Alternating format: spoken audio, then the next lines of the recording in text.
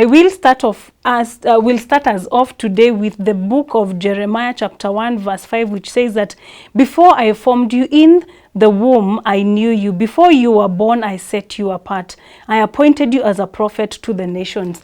Hello and welcome to the show. This is Kingdom Conversations. I am your host, Eunice Njeri, and today we are going to talk about something that is causing an uproar in the church, and that is the Reproductive Health Bill 2019. What are these new regulations or measures that the bill seeks to have that is causing the church to be up in arms, and how can we address these issues as the church so that they get to Parliament and we are heard with one voice? I am delighted to host somebody who has quite an in-depth understanding of the Reproductive Health Bill, and I will allow him to introduce himself to our viewers. Kindly say hello to our viewers. Hello, good morning. I'm happy to be hosted here in Oracle TV in this very Kingdom Conversation program, and I believe that we shall be blessed. Amen. Amen. So, Bishop Hiram, Yes. you told me you're a clinician Yes. and a psychologist. Yes. Okay, you've not mentioned that. Okay. Thank you so much. As Eunice has said, I am a clinician. I'm working, and also I'm a psychologist. So I've done counseling psychology, and that's my area. And so she has really put it strongly that somebody who understands this health bill very much, reproductive health. But I have at least some insight and some things we can discuss about reproductive health bill. And particularly when it comes to reference to the issue of the church position, why is the church having the position it's having? How is the church opposing it or what? And I believe at the end of the day, we shall be able to come up with a very good conclusion why the position and the stand of the church. So let me start off, excuse me. So why the Reproductive Health Bill 2019? Okay, I think Eunice, actually, that's a very good question, because we need to understand. I believe even today, the issue of reproductive health services are being offered in our hospitals. Yes, yes. So, yes. and that is what we need to ask ourselves. If these services have been or are being offered, what is it that has provoked up this bill to come up? Or why is it being introduced? And so for us to be able to understand exactly about this bill, we need to look into a few clauses and see and understand what actually it talks about. What is it all about? So that we can see why the bill. Yeah. Why the bill? Yes. So you could kindly take us through why the bill? Okay. Yeah. Yeah, just I think as you said, I think what I've been trying to do, and I remember we even also tried to go through this bill. Yes. Because the Bible says very well, you know, that my people perish for lack of Knowledge, yes. And I realized that particularly this time when the churches were, we were in lockdown, or the churches were closed, we are not going to church. Such kind of a thing can just pass because you have even nowhere where you can meet as pastors, as the clergy, Yes. and be able to discuss such a bill. And I remember I had to take an initiative and get some pastors, and also we get some kind of, legal advisors, and also we look into this, and we ask God to give us some insight. And so if you look at this bill, that is the Reproductive Health Bill 2019. As I have said, reproductive, because this is very, very clear for everybody to know. It's not anything new. This is exactly the same things that have been happening in our hospitals. They are being offered. The issues of antenatal care, postnatal care, all these are going on. And so when it comes to even issues of adolescence, we have youth-friendly, which is there in the hospitals. So we really, and that's why really this captured us as the clergy. What is it? Why now? Why now? And what is this? And what is it? And Okay. this is where now I think it's good for us To read, yes. to read this.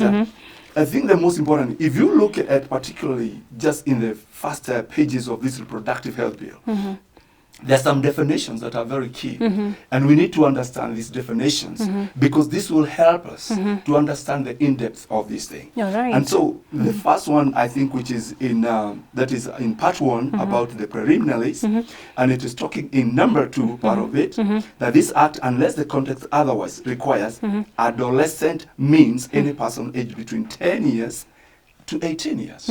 That's an adolescent. That's an So adolescent. yeah. anytime now, when we are going through this, we must now be able to understand when it is talking about reproductive health bill, why have they captured this? It means they are partakers of the reproductive health services, which is okay. Which is okay. Because as I've told you, and it's very important also maybe at this level, for people to understand, the church is not opposing the health care of ladies. No, that's not where we are. The issue is we just need to look so that we do not lose our values As a society. as a society, Yes. and our morals, And our morals. as both as a society and as a nation, because these are God-fearing nations. Yes. So now, so that is about now who adolescence is.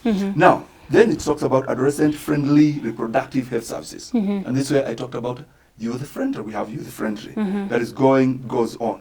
Now, very important here.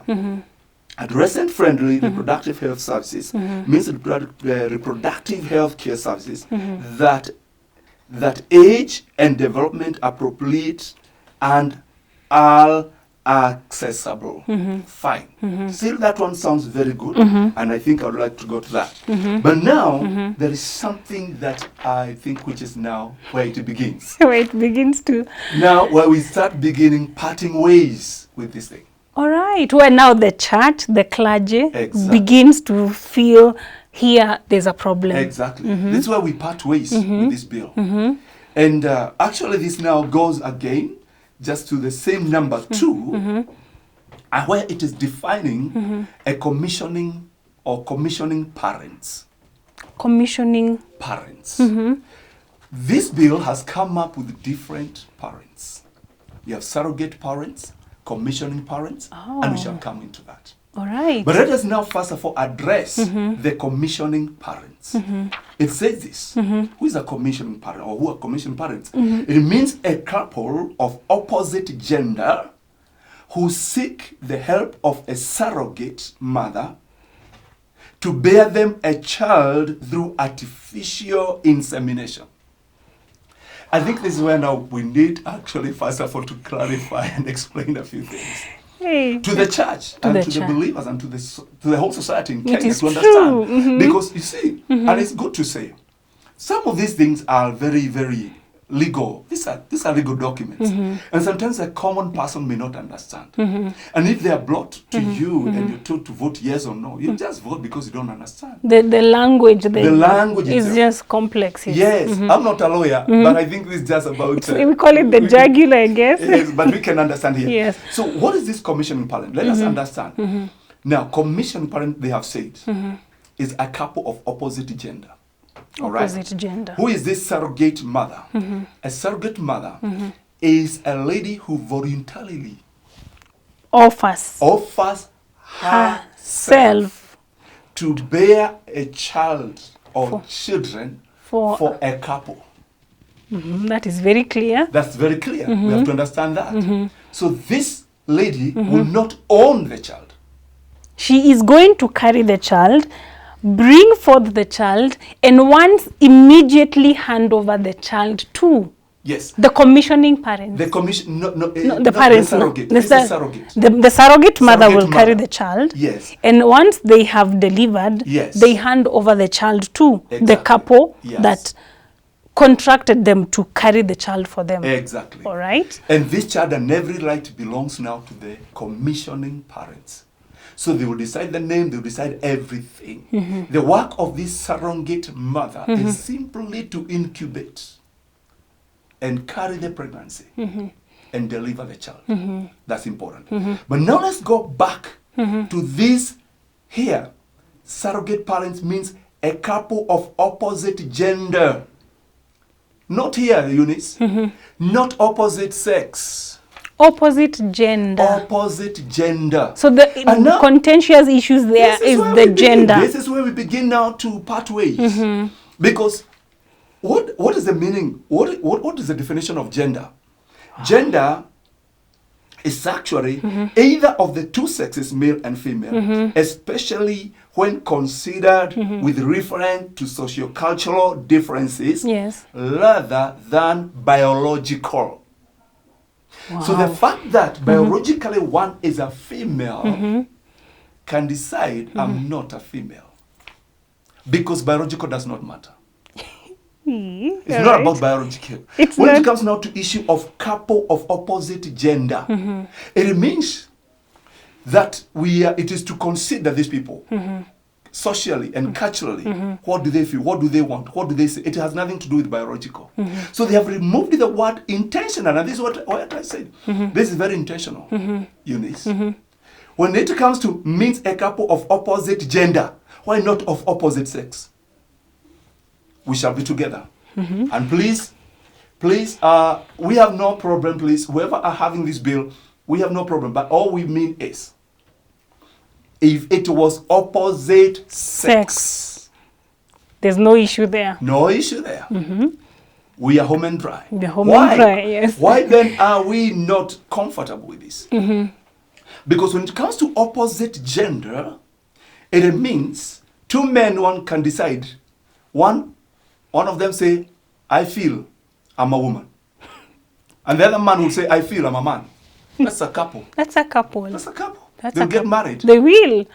And contract a surrogate. And because they cannot bear children, that is why they have brought the issue of a surrogate mother here. Yes. I mean, please, excuse me, this is clear.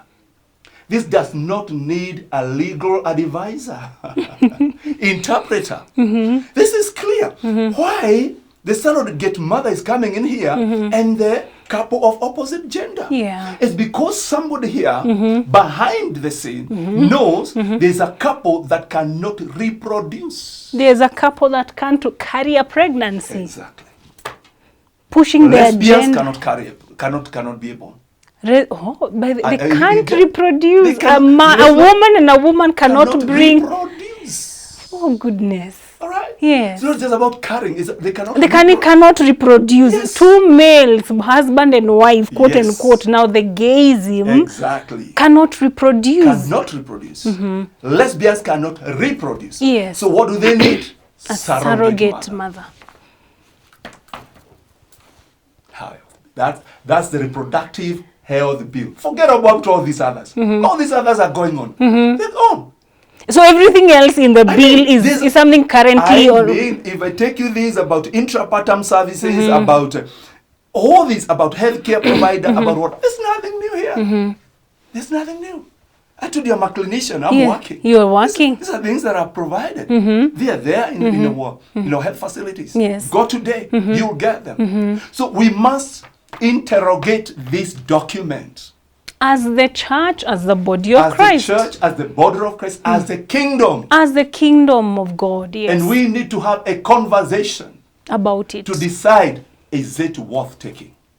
So this is where, and this is one major area, that actually makes, even if you don't go anywhere else, it simply means gayism. Gayism being introduced, lesbianism being introduced. Eunice, you can't imagine a child being brought up in this nation, a God-fearing nation, that values, that has values and morals.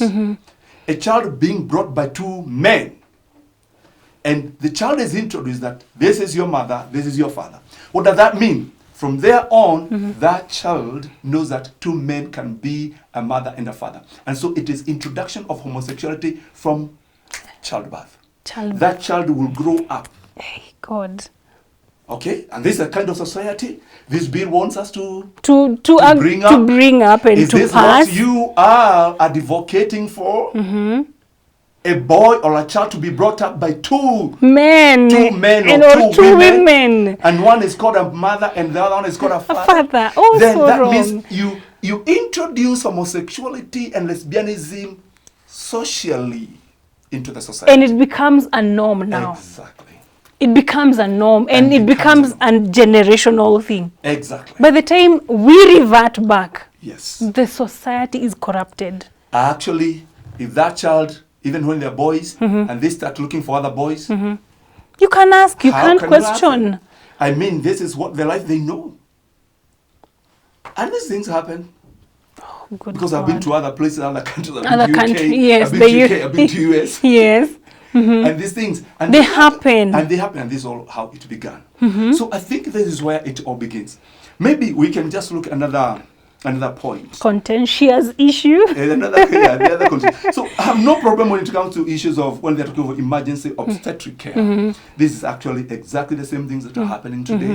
About family planning. It's still going on. It's still going on. Okay. The issue of garments and what have you. Every other definition here, intrapartum services, maternal health care. Yes. All this, no problem. Currently they are there. Happening. Nobody's opposing it. Nobody's opposing it. The church is not opposing it. We are not even opposing youth-friendly care, which actually caters for the adolescent and the young people. We are not against that as a church. Yes. So this is where we are. Now, another place that is also key. This is a reproductive health bill. Yes. What is reproduction? What are we talking about reproduction here? It's a reproductive health bill of human beings, of course. Of course. Of course. There are no... We're not talking of animals here. There are no animals mentioned in that bill. And we know about our constitution and the value it gives to life. Yes. And when life begins. I want also to believe you cannot discuss this document without first of all defining when life begins. And that's why actually in my opening remarks, I actually read the book of Jeremiah 1:5. Yeah. Before I formed you. Yes.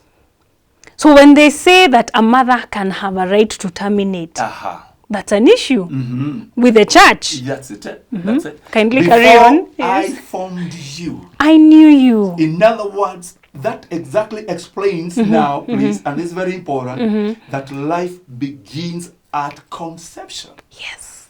Yes. Clear. Very clear. And even our constitution puts it that way. It's Oh, so it is also stipulated in the constitution that life begins at conception. And so after conception, nobody has a right to remove that life. Not unless. Not unless. And it is clearly explained here, Yes. which even today goes on. Unless in case of an emergency. An emergency. Endangering of a mother or endangering of the fetus. And if you see particularly now there is endangering of the mother, then now you decide for the sake of the mother. And that is where now the healthcare providers are given that leeway to make decisions. To make decisions. Yes. And to determine when to carry out that. So that's very, very key. Yes. All right? Yes. Now, so that's very important. By the way, let me ask, when does pregnancy begin? Have you ever thought about it? Well, I would say pregnancy begins, I think when a woman misses her period or something. At conception. And she misses the period because she has conceived. She has conceived, yes. Isn't that so? Yes. Listen to the definition. Pregnancy means the presence of a fetus in the womb. Okay? And now, if you go and look the definition of a fetus, it says a fetus is an unborn offspring of an animal or a mammal or a human being for that matter. More than 8 weeks. More than 8 weeks. So until 8 weeks, you're not pregnant. That is so wrong, because immediately I miss my period as a woman, and I already have confirmed, I have a test saying that you are pregnant. There's already life happening inside the body of a woman. There's life happening. According to this. From 8 weeks. 8 weeks, actually, that's 2 months. 2 months. Meaning that one can walk into a clinic and terminate a 1 month pregnancy. Yes, and somebody can go say comfortably, I was never pregnant. Oh so my God. I was never pregnant, so I never aborted. Oh no, they can actually can actually be argued in a court of law. That's it. I was never, according to the That's Reproductive Health Bill 2019. Yes. I was not pregnant I was not pregnant. God, with the kind of law and courts we have in Kenya. Oh my God, that's, no, I mean, and this is where I remember I spent a whole night. I'm not a lawyer, but as a medical person, as a person in the medical field, I had to interrogate this thing one whole night up to 3 at night. Wow. And because I felt like I want to go through this thing.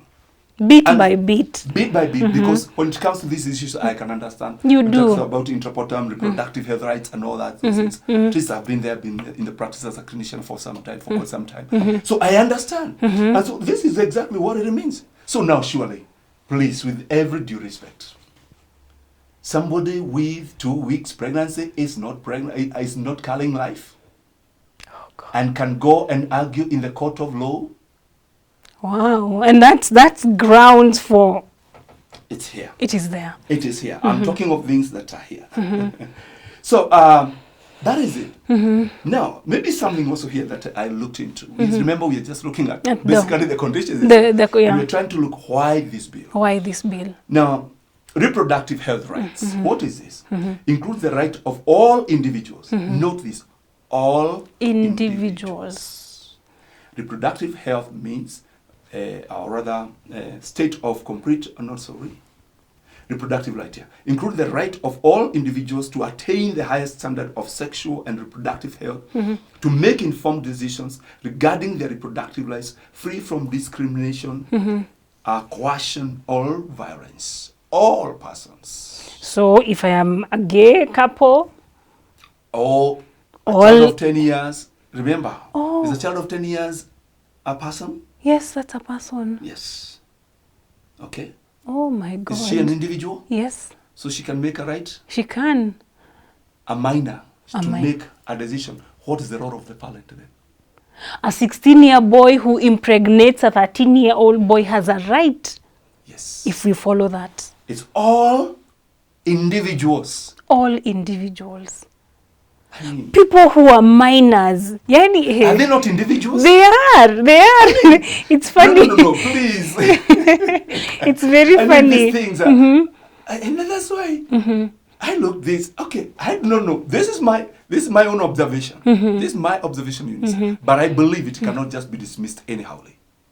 And you know, it's interesting because every word in that document counts. Every word. Yes. If you take me to the court of law, I'll go with the document. Perfect. You have the proof. It's a legal. All individuals. If this thing passes through, it's a legal document. It's a legal document. I'll go. Am I not an individual? You are. In other words, I have a right to make my personal decision. Please, you tell your daddy and your mama, keep off. Even at 16, I can tell my mother if I know. You can't question. Yes. I have a right. I have a document. And in the age we are actually living in, the era we have of information available to our teenagers, they will take this and say, it says here, all individuals. Yeah. Age not really an issue for them. It's not an issue. It's an individual. Wow. And particularly when it comes again to issue from 10, the age of 10, they have the reproductive health right. They have the right to reproductive health services. So meaning from 10, my daughter can walk into a clinic and say, I want pills and it's for... covered here. Oh my God. It's an individual and it's covered here by this bill. So I think these are things that are really wanting in this document. Yes. Maybe let's go to, I think I also saw something here in number 27. And we shall look into that and see. And I'm believing that somebody is following this up, and we hope they are following this conversation because we need to speak with one voice as the church. We need to air our grievances with the Reproductive Health Bill 2019 as a body of Christ. Yes. Because it is just mind-boggling what is contained in this document. That's very true. Now, something caught me up again on when it comes to issues of Part 5. Termination of pregnancy. Termination of pregnancy. Yeah. Now, when it comes to issue of termination of pregnancy, in clause 27, it says, a trained health professional who has a conscience, the conscience, or the consciousness. The conscience, yes. The conscience has objection to the termination of pregnancy as and verse change under this act shall, except in case of emergency treatment, refer the pregnant woman to a trained health professional who is willing to provide these services. In other words, that's okay. So like it's covering your you, if I feel I don't want to carry out this, because somebody has come and has said, please, you have to provide this to me. Now that's termination. Let's be clear. We're talking about terminating the pregnancy. Yes. So if Because you feel your conscience or the conscience, whatever is disturbing me, I refer the person. Now, who are these people that now, who is these people? What are these that we are supposed to refer? Remember we talked about where a pregnancy may be terminated by a trained health professional, where the opinion of the trained health professional, there is need for emergency, okay?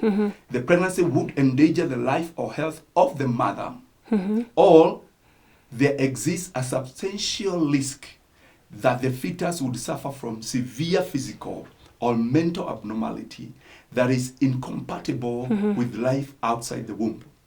Then it now goes to describe about the health care provider. It says, a trained health professional shall offer a non-directive counseling before and after termination of pregnancy. Then it goes to say about that. Now, but why it caught me here?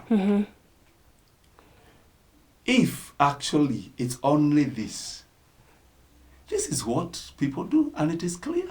It is clear. It is clear when it's an emergency. It's an emergency. Even believers will do that, and we have no problem. But unless there is something hidden that they feel that now, if you feel you cannot, really do not want.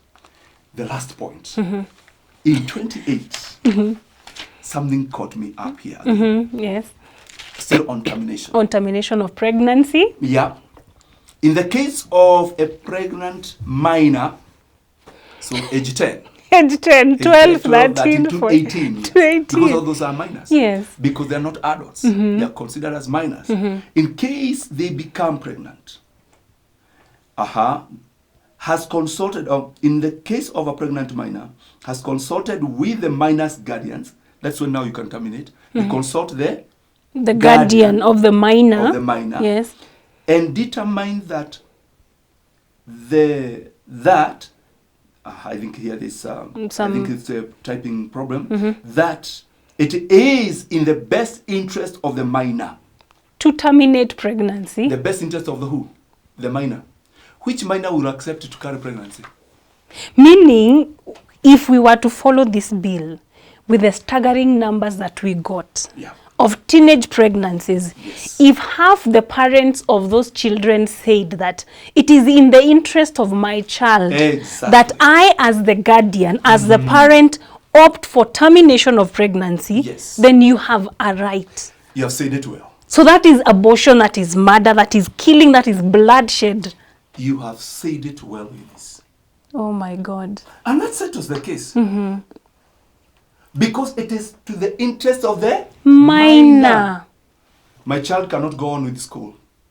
So when you look at the pros and the cons of my daughter in Form 2 pregnant, and I as a parent, the shame that comes with a child pregnant. That's it. So the quickest way for me is to go to a clinician, or not a clinician for that matter, to somebody in a health facility, and they can terminate because I as a parent feel this is not right. That is so wrong. There we go. That is so wrong. And so that is why, even with just those few things, when you look at them, it's enough for the church to speak in one voice. It's enough for the kingdom to say no to this reproductive health bill. Because we can see it has no value of life. It has introduced homosexuality very clearly. When it comes to the issue of defining gender and commissioning parents. When it comes to the issue of the minor, whether the pregnancy will be terminated, it's clear. And that is it. And so as a kingdom, as the church, we need to speak with one voice. We need to speak. We need to speak. Yes, yes. Wow, wow, wow. We have come to the end of part 1 of this topic, the Reproductive Health Bill 2019. The issues in this bill are issues that the church needs to get serious about, because they are talking about introduction of homosexuality, lesbianism, gayism.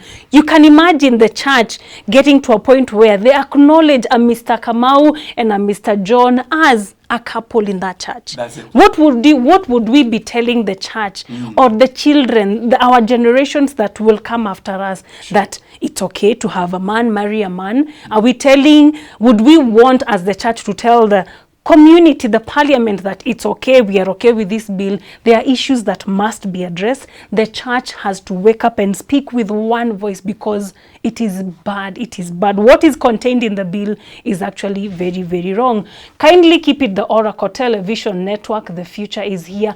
We will continue with this conversation tomorrow.